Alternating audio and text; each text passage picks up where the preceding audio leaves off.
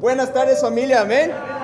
Estoy muy animado de estar acá con ustedes y muy animado de saber que este último fin de semana tuvimos la primera vigilia del año en mi casa, amén. Y fue increíble porque pasamos toda la noche orando, rogando a Dios para grandes cosas que van a pasar durante todo año, amén. Y estaba pensando esta semana, hay muchas frases que dicen como, trabajarás y yo te ayudaré.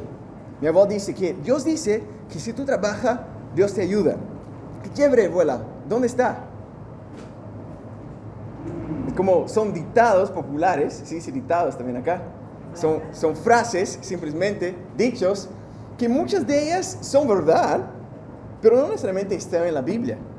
Algunos dicen que tenemos dos oídos y una boca justamente para hablar menos y escuchar más. Eso es cierto, pero está en la Biblia. No exactamente. Pero vamos conmigo en Santiago capítulo 1.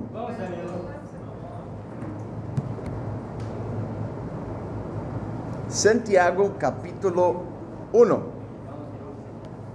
¿Estamos ahí? Versículo 19.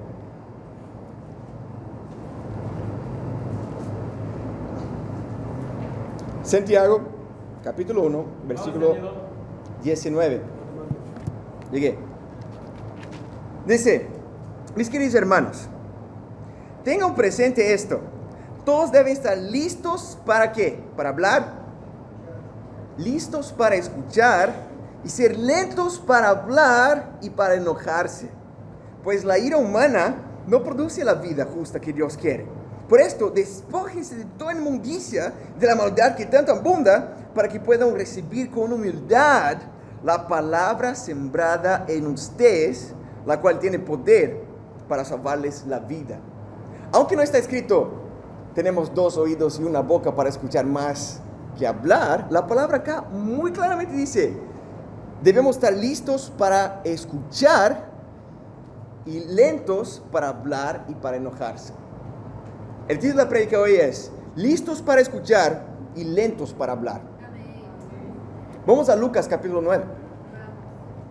Listos para escuchar y lentos para hablar. Si tú nos estás visitando, nosotros estamos estudiando juntos el Evangelio de Lucas, amén. Y hoy vamos a terminar el capítulo 9. Es la última sesión del capítulo 9, amén. Y voy a empezar desde una parte que leímos semana pasada. Versículo 28. Lucas capítulo 9, versículo 28. Dice, unos 8 días después de decir esto, Jesús, acompañado de Pedro, Juan y Jacobo, subió a una montaña a orar. Mientras oraba, su rostro se transformó y su ropa se tornó blanca y radiante. Y aparecieron dos personajes, Moisés y Elías, que conversaban con Jesús. Tenían un aspecto glorioso, estaban ahí todos brillosos, los tres. Tenían un aspecto glorioso y hablaban de la partida de Jesús que le estaba por llevar a cabo en Jerusalén. Pedro y sus compañeros estaban rendidos al sueño, como algunos hermanos durante la vigilia, amén. A veces estaba predicando y había algunos hermanos así. Estabas ahí como, quiero estar despierto, pero casi muriendo. Ahí estaban Pedro y los hermanos también. Pero sus compañeros estaban rendidos del sueño. Pero cuando se despabilaron, vieron su gloria y a los personajes que estaban con él. Mientras estos se apartaban de Jesús, Pedro, sin saber lo que estaba diciendo, tenía acabado de despertar probablemente. Sin saber qué estaba diciendo, propuso, maestro, qué bien que estamos aquí. Podemos levantar 3 albergues, uno para ti, otro para Moisés y otro para Elías. Estaba hablando todavía cuando apareció una nube. Apareció una nube entre ellos que los envolvió, de modo que se asustaron, obviamente se asustaron. Entonces salió de la nube una voz que dijo, este es mi hijo, mi escogido, escúchenlo. Imagina escuchar eso. Una voz muy potente así, ¿no? Escúchenlo. Después de oírse la voz, Jesús quedó solo. Los discípulos guardaron esto en secreto y por algún tiempo a nadie contaron nada de lo que habían visto. Y ahí leímos y escudriñamos en la semana pasada. Amén. Este mensaje que Dios habló no fue exactamente para Jesucristo. Y eso tampoco fue para Moisés y Elías que estaban ahí. ¿Esto fue para quién? Para los discípulos. Este es mi Hijo, Jesucristo. Escúchenlo. Nuestro primer punto: confía en la palabra de Dios. Confía en la palabra de Dios. Daniel, pero ya hablamos de semana pasada. Hermanos, voy a hablar cuántas veces fuera necesario de un tema que necesitamos cambiar entre nosotros. Amén. Confía en la palabra de Dios. Y después que todo eso pasa, vamos a continuar leyendo. Versículo 37. ¿Estamos ahí? Dice, al día siguiente, ¿siguiente de qué? De que todo tenía pasado. Probablemente se pasó durante la noche, haciendo de la gloria de Jesús aún más fuerte porque estaba oscuro. Al día siguiente, cuando bajaron de la montaña, le salió al encuentro mucha gente. Y un hombre de entre la multitud le clamó, Maestro, te ruego que atiendas a mi hijo, pues es mi único que tengo. Resulta que un espíritu se posesiona de él, y de repente el muchacho se pone a gritar. También lo sacude con violencia y hace que eche espumarajos. Cuando lo atormenta, a duras penas lo suelta. Ya les rogué a tus discípulos que lo expulsaron, pero no pudieron. Generación incrédula y perversa, respondió Jesús, ¿hasta cuándo tendré que estar con ustedes y soportarlos? Trae acá a tu hijo. Miren la reacción de Jesús. Jesús está hablando así, ¿hacia quién? Hacia sus discípulos. De repente yo aprendí una palabra nueva la semana pasada que me gustó. Los regaña. Sí, dice eso, ¿sí, no? Los regañó fuerte acá. Versículo 42. Estaba acercándose al muchacho cuando el demonio lo derrubó con una convulsión. Pero Jesús reprendió al espíritu maligno, sanó al muchacho y se devolvió al padre. Y todos se quedaron asombrados de la grandeza de Dios. ¿Qué pasa acá? Luego después de la transfiguración, los discípulos tratan de expulsar al demonio, pero fallaron. Fracasaron. Muy bien, versículo 43. En medio de tanta admiración por todo lo que hacía, Jesús dijo a sus discípulos, presten mucha atención a lo que les voy a decir. El Hijo del Hombre va a ser entregado en manos de los hombres. Jesús está hablando una vez más qué tipo de Mesías Él iba a ser. No el Mesías felices para siempre, no el Mesías Disney, no, un Mesías que iba a sufrir por ellos, que iba a morir por ellos y que eso era necesario de acuerdo con la voluntad de Dios. Pero presten mucha atención a lo que voy a decir. El Hijo del Hombre va a ser entregado en manos de los hombres, pero ellos no entendieron lo que quería decir esto. Les estaba encubierto lo que comprendieran y no se atrevieron a preguntárselo. Una vez más, fallaron. No solo de no comprender, de no preguntar también. Y mira eso, luego después de la transfiguración, algo increíble, ya de 2 veces fallando, versículo 46, surgió entre los discípulos una discusión. ¿No suena bien eso? Sobre quién de ellos sería el más importante. Mira la discusión que había entre ellos. Eso es muy cosa de discípulo. No, eso no es cosa de discípulo. No puede ser. Acaba siendo, pero no puede ser cosa de discípulo. Mira, Gustavo, yo soy más importante. No, yo soy más. Imagina, entre los discípulos estaba surgiendo esa discusión. Jesús va a regañarlos de nuevo. Probablemente. 47. Como Jesús sabía bien lo que pensaban, tomó a un niño. Fabricio, ven acá. Jesús tomó un niño así. Tomó un niño y lo puso a su lado. El que recibe en mi nombre a este niño, les dijo, me recibe a mí. Y el que me recibe a mí, recibe al que me envió. El que más insignificante entre todos ustedes, ese es el más importante. Maestro, intervino Juan, vimos un hombre que expulsaba demonios en tu nombre, pero como no anda con nosotros, tratamos de impedírselo. No se lo impidan, le replicó Jesús, porque si él no está contra ustedes, está a favor de ustedes. Mas 2 veces ellos fallaron aquí. Primero, de pensar, ¿quién era más importante entre ellos? ¿Y qué Jesús contesta? El más importante entre ustedes es el más insignificante. ¿Qué? ¿Cómo así? El más importante en el reino de Dios es como alguien, como un niño, que tiene un corazón de un niño, que confía. Fabricio está acá, ¿por qué? ¿Porque vino solo desde su casa? No, porque confía en su hermano mayor. Un niño no está pensando, no, está ahí disfrutando, qué chévere, gloria, gloria. Y es increíble, me gustaría nacer dentro del reino de Dios así también, ¿no? Pero un niño está simplemente confiando en la situación, confiando en sus padres, confiando en los mayores. Esa persona, ese tipo de persona, es la persona más importante dentro del reino de Dios. Jesús contesta. Pero ahí vemos que 3 veces los discípulos fallaron. ¿Por qué? ¿Qué Lucas en su evangelio tratando de poner esas 3 secuencias luego después de Dios hablar con los discípulos? Escúchenlo.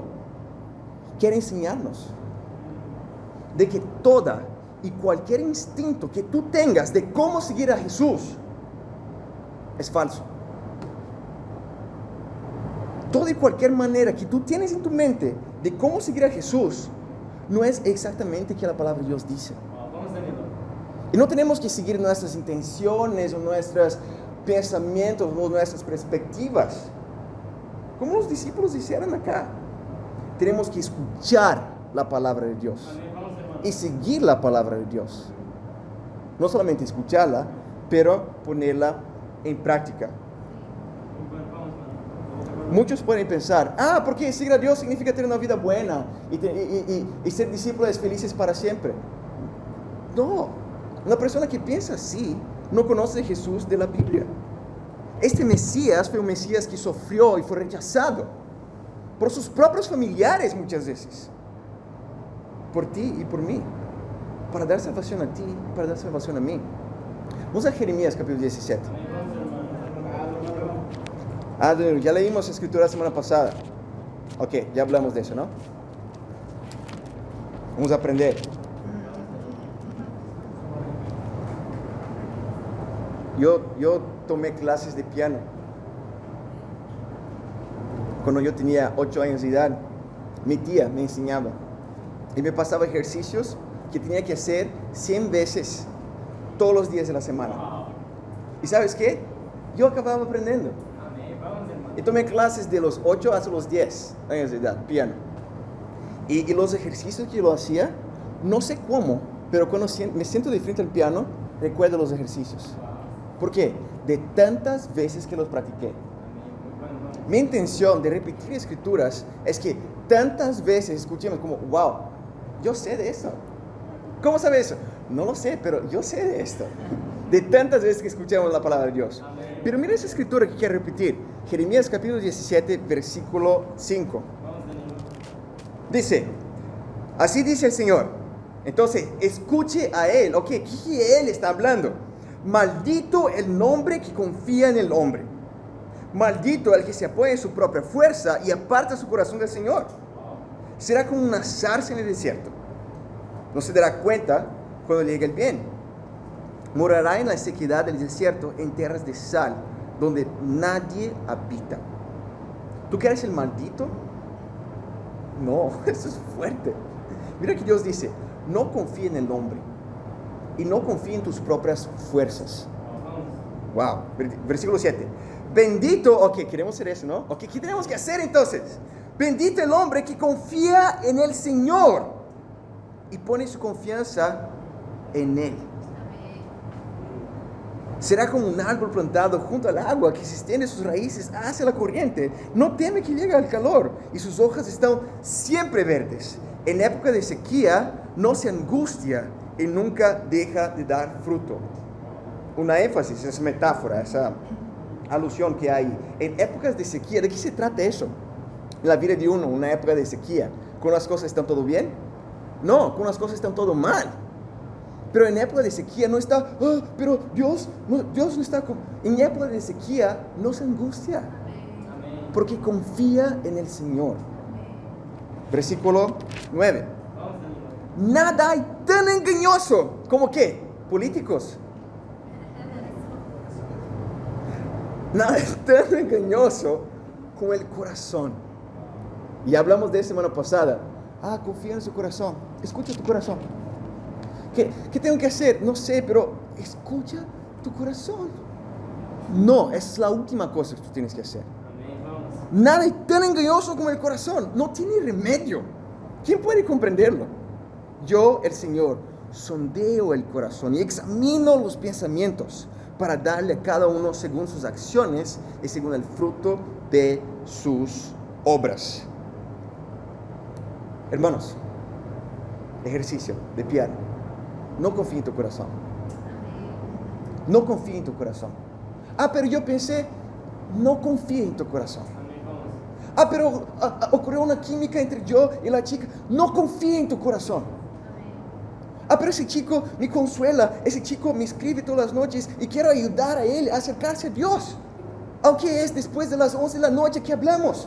No confíe en su corazón. No hay nada tan engañoso como el corazón. No tiene remedio. Hermanos, quiero que algo se quede en nuestra mente. Confía en Dios. Escucha a la palabra de Dios. Pero no tengo que confiar en mi corazón. Voy a pedir consejo a mi amigo no discípulo. Eso va a ayudarme.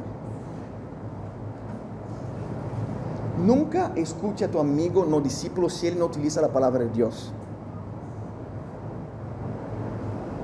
Y aún discípulos, si no utiliza la palabra de Dios, no escucha ese consejo. Tenemos que escuchar a Dios y no la experiencia de alguien.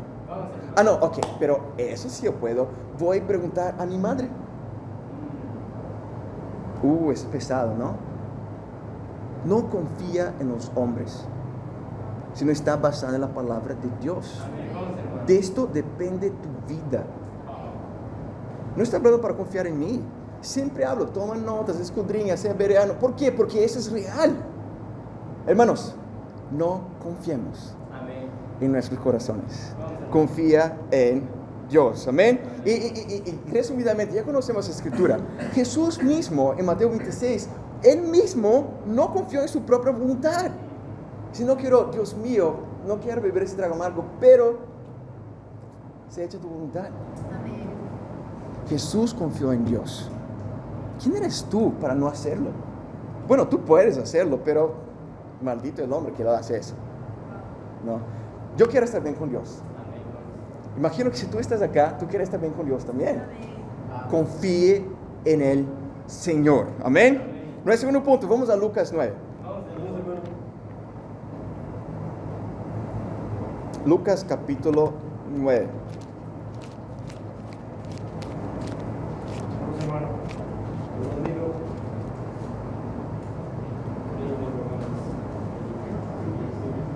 Lo bueno de seguir en secuencia nuestros estudios de Lucas es que si para ti parece que es algo personal que estoy predicando, no lo es. Es la secuencia de Lucas. Amén. Esto es para todos nosotros. Amén. Nuestro segundo punto. Haz la voluntad de Dios. No solamente confía en el Señor y ya. ¿Qué está haciendo? Confía en el Señor. No es esto. Haz la voluntad de Dios. Como vimos acá en versículo 49, los discípulos fallaron una vez más. ¿Por qué? Maestro, intervino Juan. ¿Sabe Juan que escribió el Evangelio de Juan? Ahí, Juan. Mira qué Juan hizo. Vimos un hombre que estaba ahí expulsando demonios en tu nombre. Estaba en nombre de Jesús, sale de esto. Y salía. Eso es fuerte, ¿no? Pero como no anda con nosotros, tratamos de impedírselo. Juan sinceramente estaba, Jesús, nosotros somos sus discípulos, condiciones de discípulos es negar a sí mismo, cargar su cruz y seguirte. Ese chico no es tu discípulo, pero está utilizando tu nombre para expulsar demonios. Y pedimos para que quedara a hacer eso. ¿Eso está bien? Que Jesús dice, no se le impide, le replicó Jesús, porque el que no está contra ustedes, está a favor de ustedes. Jesús dice, ¿ellos están persiguiendo a ustedes? No. ¿Ellos están difamando a ustedes? No. ¿Ellos están algo contra ustedes? No. Deja. Si no están contra ustedes, está a favor de ustedes. ¿qué se aplica para con nosotros? ¿Cómo eso se aplica como discípulo? Esas personas, hay un montón de personas acá en Lima que dicen, Jesús es, en nombre de Jesús, no sé qué, un montón de cosas en nombre de Jesús, ¿no? ¿Debemos perseguir ese tipo de personas? No, definitivamente no. Pero si alguien aún realiza milagros en nombre de Jesús, ¿significa que esa persona es un discípulo de Jesús? Si tú tienes dudas acerca de eso, vamos a Mateo capítulo 7. Mateo capítulo 7, versículo 21. Ese es Jesús hablando. Mateo 7, versículo 21. ¿Estamos ahí? Mateo 7, versículo 21. Dice, Jesús hablando, no todo el que me dice, Señor, Señor, entrará en el reino de los cielos. ¿Qué tipo de persona dice Señor, Señor? ¿Una persona que no cree en Dios? ¿O alguien que cree en Dios? Alguien que definitivamente cree en Dios. Y que está gritando, Señor, tú eres lindo, Señor, yo te quiero, yo te amo. Señor, Señor, pero no necesariamente todo el que me dice Señor, Señor, entrará en el reino de los cielos. Sino solo el que hace la voluntad de mi Padre que está en el cielo. Muchos me dirán aquel día, Señor, Señor, ¿no profetizamos en tu nombre? ¿En tu nombre no expulsamos demonios? ¿Hicimos muchos milagros?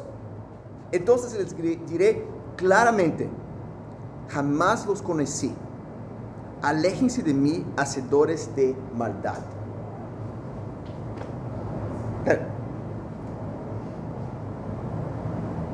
Solamente lo que hace la voluntad de Dios estará con Dios. Algunos me dirán, pero no expulsé demonios, no profeticé, hizo milagros, no los conocí. La voluntad de Dios es que expulsemos demonios y hagamos milagros. No. Si una persona hace milagros, si una persona profetiza, si una persona expulsa un demonio, yo no quiero ver una escena de eso. Si alguien hace eso, ¿significa que está bien con Dios? No son mis palabras, estamos escuchando que Jesús está hablando aquí. No. Puede estar haciendo totalmente opuesto. Si uno hace milagros, eso no significa nada que sea un discípulo. ¿Cuál es la voluntad de Dios? Que seamos discípulos de Jesús y proclamemos su reino. Si uno vive como discípulo de Jesús y proclama su reino, ese es alguien que hace la voluntad de Dios. Y un detalle fuerte acá, hermanos. No es solo que comprende la voluntad de mi Padre, solo lo que lee libros sobre la voluntad de mi Padre, solo que va los domingos a la iglesia y escucha bastante sobre la voluntad de mi Padre, sino lo que hace la voluntad de mi Padre. Esas personas están bien con Dios. Hay muchas personas por ahí que no están bien con Dios. Pero estás juzgando. Estoy hablando de mí mismo antes de ser discípulo. Ese era yo, y probablemente era tú también. Antes de ser discípulo, yo estaba en la iglesia 2-3 veces por semana, pero viviendo en hipocresía, viviendo en pornografía y tantos otros pecados. Y hablaba, Señor, Señor, estaba ahí llorando los domingos, emocionado. Yo tengo vergüenza de mi hipocresía, pero gracias a Dios, Dios puso discípulos en mi vida, que me ayudaron a ver espiritualmente, y no solo a leer sobre eso, pero hacer la voluntad de Dios. Si tú estás aquí como discípulo y no estás haciendo la voluntad de Dios, mi consejo es que tú te arrepentas y busque ayuda para hacer la voluntad de Dios. Si tú estás estudiando la Biblia, pero sigues no haciendo la voluntad de Dios y viviendo una vida hipócrita, te llamo a tomar una decisión. Porque si tú no quieres ser discípulo, ¿qué haces aquí? De verdad. Todos están muy invitados a estar acá. Pero si tú no quieres ser discípulo, van a dar, está calor. Al menos tú no te engañas. Porque Dios va a hablar de cualquier manera. No te conozco. ¿Por qué estoy hablando todo eso? Yo no quiero que nadie vaya en esa dirección. Pero que cada uno de nosotros comprenda la importancia que Jesús daba a poner en práctica la palabra de Dios. No solamente escucha, por favor, pongamos en práctica la palabra de Dios. Amén. Alguien que me anima mucho, de que alguien que de hecho está haciendo la voluntad de Dios en su vida. Yo puedo pensar en muchos discípulos acá, pero me encanta el corazón de nuestro querido hermano Apolo. Apolo tiene 21 años de edad y está perdiendo 1 año y medio de su vida sirviendo en la iglesia en Lima. Apolo no está perdiendo nada. Apolo está ganando mucho para su vida espiritual. Y estudiar la Biblia con personas que le rechazan. Estudiar la Biblia con personas que no hacen caso. Pero Apolo está enfocado en hacer la voluntad de Dios. Y está alegre de hacer eso, ¿no? Si hay alguien que es muy estable en sus emociones entre nosotros, este es Apolo. Apolo sufrió bastante en su vida ya antes de ser discípulo, allá en San Paulo. Pero eso le entrenó para valorar las cosas más importantes de la vida. Y eso tiene que ser cada uno de nosotros acá, hermanos. Valorar el hecho de que podemos hacer la voluntad de Dios. Tú no mereces hacer la voluntad de Dios. Tú no mereces estar acá, yo tampoco. Pero podemos hacer la voluntad de Dios. Podemos comprender que Jesús ha hecho por nosotros y podemos servir a Dios de esta manera. Amén. No solamente escuchemos a Dios y confiemos en Dios, pero vamos a hacer la voluntad de Dios. Amén. Vamos a volver a Lucas 9 para terminar.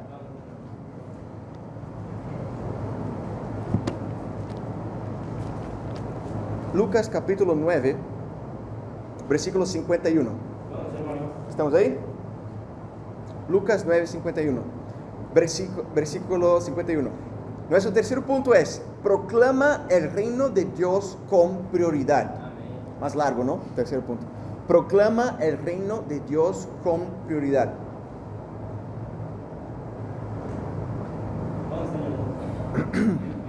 Versículo 51. Como se acercaba el tiempo de que fuera llevado al cielo, Jesús se hizo el firme propósito de ir ¿a dónde? A Jerusalén. Toda una sesión de Lucas termina aquí. El ministerio itinerante, se dice itinerante, ¿no? En español. ¿Ah? Itinerario. El ministerio itinerario, que Jesús estaba de vila en vila, yendo a las ciudades, predicando. Eso termina acá. Y ahora empieza una nueva sesión del Evangelio de Lucas. Jesús está a camino de Jerusalén. Después de eso, Jesús, estaba enfocado ¿en dónde? Jerusalén. Pero, disculpe, tengo que ir a Jerusalén. Y este es Jesús ahora, estaba ahí, enfocado en Jerusalén. ¿Para qué? Para morir allá, por nosotros. Envió por delante mensajeros que entraron en el pueblo samaritano para prepararle alojamiento. Pero allí la gente no quiso recibirlo porque se dirigía a Jerusalén. Vamos a comprender qué estaba pasando. Jesús estaba en un lugar y tenía que pasar por Samaria para llegar a Jerusalén. Pero tenía en Samaria ¿quién? Los samaritanos. Una explicación: los samaritanos eran más o menos judíos, más o menos no judíos. Para los judíos, ellos eran no judíos. Y para los samaritanos, esos judíos pensaban que era mucha cosa, pero no aceptaban a ellos también. Los judíos rechazaban a los samaritanos porque los samaritanos adoraban a Dios en el monte Gerazín. Y los samaritanos rechazaban a los judíos porque los judíos adoraban a Dios en el monte Sión. Y Jesús estaba yendo al monte Sión. Jesús estaba yendo a Jerusalén y por eso rechazaron a los discípulos. No queremos ningún judío entre nosotros. Versículo 54. Cuando los discípulos Jacobo y Juan vieron eso, que rechazaron eso, ¿no? Jesús y todo eso. Cuando los discípulos Jacobo y Juan vieron eso, le preguntaron: Señor, ¿quieres que hagamos caer fuego del cielo para que lo destruya? Pero Jesús se volvió a ellos y los reprendió. Luego siguieron la jornada a otra aldea. Muchas veces tenemos este fuego, este celo. Dios está mal. Quiere que ore para que todos se quemen ahorita. Y Jesús, no, y los reprendió. A veces queremos ser celosos, ser valientes para Dios, pero es una valentía descalibrada. Es una valentía que no está exactamente de acuerdo con la voluntad de Dios. Y nos olvidamos de la gracia de Dios, de la misericordia de Dios. Pero gracias a Dios que las personas que compartieron contigo no fueron así, porque tú probablemente diste bastante trabajo, ¿no? Imagina a los discípulos, Dios, este chico no está teniendo sus tiempos con Dios. ¿Quiere que ore para que caiga fuego del cielo? Puf, todos nosotros acá, ¿no? Gracias a Dios que dice la gracia de Dios y la misericordia de Dios. Que tú tantos aprecias, entonces vamos a vivir dando gracia y dando misericordia. Y teniendo paciencia, amén. Versículo 57. Iban por el camino cuando alguien le dijo, te seguiré a donde quiera que vayas. ¡Wow! ¡Qué abierto que está! Imagina a alguien que, Jesús, yo te seguiré. Donde quiera que vayas. Jesús resolutamente dice él, las zorras tienen madrigueras y las aves tienen nidos, le respondió Jesús, pero el Hijo del Hombre no tiene dónde recostar la cabeza. A otro le dijo, sígueme. Señor, le contestó, pero primero déjame ir a enterrar a mi padre. Deja que los muertos entierren sus propios muertos. Pero tú ve y proclama el reino de Dios, le replicó Jesús. Otro afirmó, te seguiré, Señor, pero primero déjame despedirte de mi familia. Jesús le respondió, nadie que mire atrás después de poner la mano en el arado es apto para el reino de Dios. ¡Wow! Eso es muy fuerte. Eso no son mis palabras. Si yo creara ese nuevo estándar acá, todos probablemente me apedrearían, ¿no? Ok, vamos a añadir algo en Lucas 9, en el finalcito, ¿no? Vamos a poner así. Eso no son mis palabras. Eso está en tu Biblia también, me imagino, ¿no? Eso es que Jesús estaba hablando. No existe nada más importante que el reino de Dios. Pero nada más importante que el reino de Dios.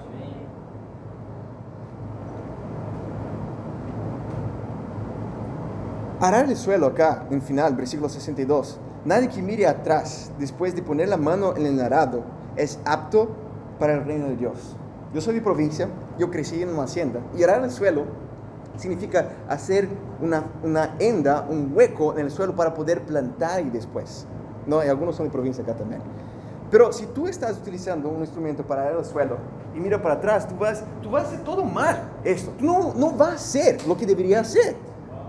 Si tú quieres ser discípulo de Jesús, pero está ahí coqueteando, ¿no? Como, pero si yo no fuera, está todo mal ya está haciendo mal.